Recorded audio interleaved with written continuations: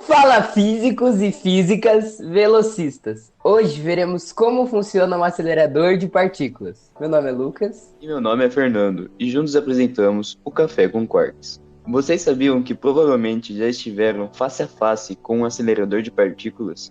Sabia que existe um, inclusive no Brasil, aqui pertinho da gente em São José dos Campos, mas exatamente no estado de São Paulo?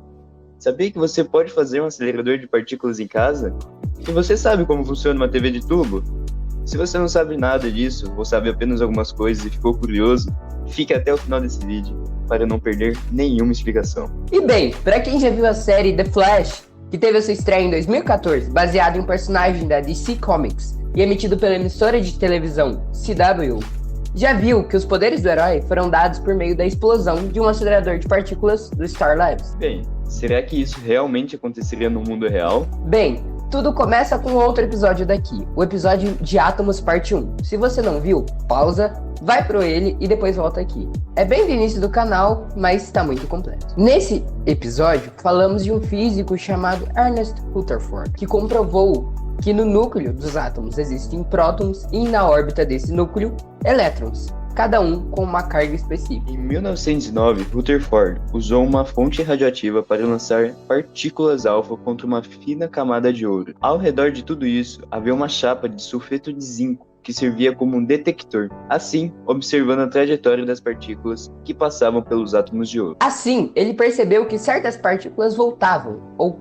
ricocheteavam. E assim, ele propôs o modelo de Rutherford. E onde queremos chegar com isso? Esse, galera, foi o primeiro acelerador de partículas. As partículas alfa foram aceleradas e colididas com o ouro. Já em 1924, o físico sueco Gustav Ising propôs a aceleração de partículas pela acumulação de uma série de pequenas tensões, assim evitando os faiscamentos existentes em aceleradores eletrostáticos.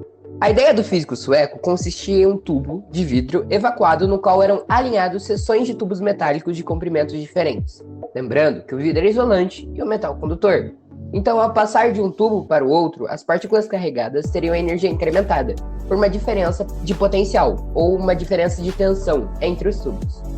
O físico sueco também propôs um circuito eletrônico que controlaria os pulsos de tensão que chegariam aos tubos por meio de cabos com comprimentos diferentes, fazendo com que o tempo em que chegassem no tubo seria sincronizado com a passagem dos elétrons. Mas até aí é apenas uma ideia teórica. Só foi em 1928, um físico norueguês, Rolf Widerøe, que a ideia foi colocada em prática e foi construído o acelerador linear. Ao invés de usar o circuito de Gustav, ele usou um oscilador de radiofrequência. Nesse protótipo eram acelerados íons de sódio e potássio. Mas guardem essa informação. Agora chegamos em Ernest O. Lawrence, que criou o ciclotron em 1929, no mesmo ano da quebra da bolsa de valores, para quem manja de história aí. E o que o ciclotron significa? Ele significa um canhão circular, que é formado de duas partes em forma de D, que são eletrodos ocos, separados por um espaço. Juntando toda essa gambiarra, a forma se assemelha a uma circunferência, por isso o nome estranho. Nesse estranho aparato, quando uma partícula é lançada no espaço intermediário entre os eletrodos, ela é atraída por um e repelida pelo outro, pois ela é alimentada por uma corrente alternada. Isto é, uma corrente que a todo momento, de acordo com uma dada frequência, muda sua polaridade. É como se ela ficasse loucamente mudando entre positivo e negativo toda hora.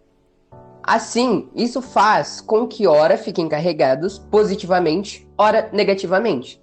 Nisso, a trajetória circular da partícula é acelerada cada vez mais, lembrando que ele está usando uma corrente alternada de alta frequência, transformando essa trajetória em uma trajetória de espiral, que é lançada por uma fenda em direção ao núcleo desejado, o núcleo alfa. E no mesmo ano de 1929, temos outro físico muito importante para a história, Robert Jameson Van de Graaff.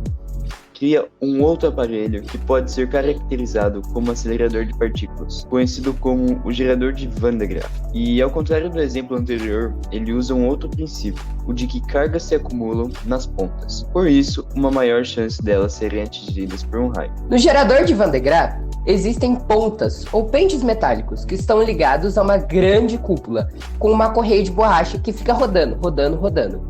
Assim, passando as cargas de um pente para o outro e se acumulando na parede da cúpula. Aqui funciona mais ou menos como uma bateria ou um capacitor que guarda ou armazena essa energia ou esses elétrons. E nessa cúpula, o campo elétrico fica extremamente alto. As pontas ficam ao redor de um corpo condutor pontiagudo, e os íons positivos que ficam na ponte do tubo, que cercam o aparato, né, são repelidos com direção a algo, girando tipo uns raiozinhos assim que dá pra ver. E é isso que eu chamo de tecnologia de ponta. Desculpa a piada. Esse aparato, na verdade, foi usado para atingir tensões mais altas, mas é de fácil construção, usado bastante nas feiras de ciência lá da gringa. E o YouTube está lotado de tutoriais de como fazer esse aparato, usando latinhas de refrigerante velhas e canos de PVC, motorzinhos elétricos, e use essa criatividade para fazer. E esse era um acelerador que usava fricção e a eletrostática, e tinha o problema justamente das faíscas que falamos anteriormente, justamente os raiozinhos. Então, em 1931, a ideia do acelerador linear é aprimorada pelos físicos David Sloan e Ernest Lawrence, que construíram o modelo de Wolff-Weider para acelerar os íons de mercúrio. Em 1934, foi comercializado o primeiro televisor com raios catódicos. Sim, as televisões de tubo usam raios catódicos para funcionar. E é claro que ela só foi se desenvolver mais pra frente, lá para a década de 50 mais ou menos. Mas até nas TVs de tubos mais modernas, da década de 90 e dos anos 2000, tinham o mesmo princípio dos aceleradores de partículas. Dentro das televisões de tubo, aquelas antigonas lá, que é um trambolhão que se cair em cima de você pode te matar, existe um aparato que acelera os elétrons para chegar até a tela. E isso já é um exemplo de acelerador de partículas. Dentro do tubo de raios catódicos existem 3 canhões de elétrons, ou 3 aceleradores de elétrons. No caso das televisões coloridas, nas de uma cor só, preto e branco, tinham apenas 2 ou até 1, dependendo da televisão. Esses 3 canhões formavam as cores vermelho, verde e azul, ou o famoso RGB, da sigla em inglês Red, Green and Blue.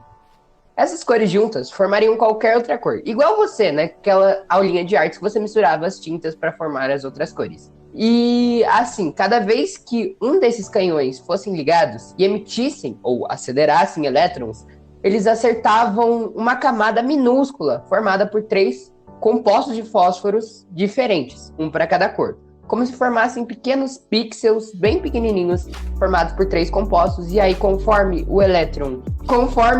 a força que o elétron atingia essa camada de fósforo, as cores iam se misturando, como mais verde do que vermelho ou mais azul do que vermelho para formar um roxo. Em volta dos canhões de elétrons haviam eletroímãs que movimentavam esses canhões para formar cada uma linha, e aí a linha por linha rapidão, e dava a impressão de movimento, e assim formava aquele seu Mario Bros na TV de tubo, ou Need for Speed para quem já é dos anos 2000 com PS2. Mas agora voltamos para onde estávamos. Começa quem? A Segunda Guerra Mundial, que vai colocar os esforços financeiros em pesquisas para o desenvolvimento de armas. E adivinha, não podemos atirar elétrons nos amiguinhos, infelizmente. Então essa ideia ficou na gaveta até o final da guerra. E bem, depois do final da guerra, o físico Luiz Alvarez, da Universidade da Califórnia, criou um novo acelerador linear, que utilizava das potentes fontes de radiofrequência, que foram desenvolvidas para o uso nos radares durante a Segunda Guerra. Nesse novo acelerador linear, ao invés de vidro e tubos de metal, foram usados 2 condutores, tubos metálicos e tubos de cobre no lugar do vidro. E ele ficou em operação até 1948. E basicamente, os aceleradores de partículas atuais utilizam de tubos condutores mais avançados, e agora são revestidos com um grande eletroímã que serve para estabilizar as partículas em seu caminho. Hoje em dia, o tipo mais comum de acelerador de partículas são aqueles igual à série do The Flash, meio redondos, e eles são basicamente aceleradores lineares colocados em uma grande área circular cercada por um eletroímã, tendo mais espaço para acelerar as partículas. A fonte das partículas dos aceleradores atuais variam de acordo com a pesquisa que queremos fazer. Temos aceleradores de elétrons, prótons, luz e até outros de tipos de partículas maiores. mas todos têm o mesmo propósito: colidir partículas a uma velocidade quase da luz. Pra ver o que acontece, né? Ciência tem que fazer na prática. Colidindo, por exemplo, dois prótons em velocidade altíssima. Só imaginar, duas Ferraris colidindo numa pista que tem dois caminhos circulares, tipo da NASCAR. Aí eles ficam correndo em caminhos opostos até que eles ficam numa velocidade quase da luz e colidem. Aí a gente vê tudo que tava lá dentro, que já foi uma Ferrari, que agora é só um pedaço. É assim que funciona. Explicações assim você só tem no Café com Quarks.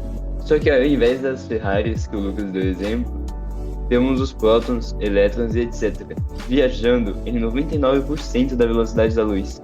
E foi assim que descobrimos os quarks, as menores partículas que formam os prótons e nêutrons, a partir do momento em que as moléculas se colidiram e se desfizeram. Temos 3 tipos de aceleradores de partículas. Os aceleradores de elétrons, como o Sirius, que é o acelerador de partículas brasileiros. Os colisores de partículas, ou LHC, que são os colisores de hadrons, como o CERN, que é o maior acelerador de partículas do mundo, com uma circunferência de 27 quilômetros, está localizado na fronteira franco-suíça, isto é, entre a França e a Suíça, como o nome próprio diz, não é mesmo?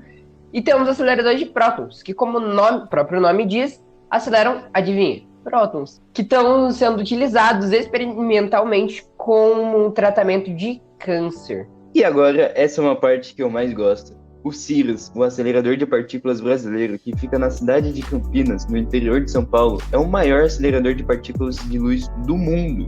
Então, Brasil representando, hein? Ele é usado em pesquisas de química, medicina, biologia, agricultura e até mesmo em engenharia dos materiais, colidindo com uma radiação chamada luz síncrona.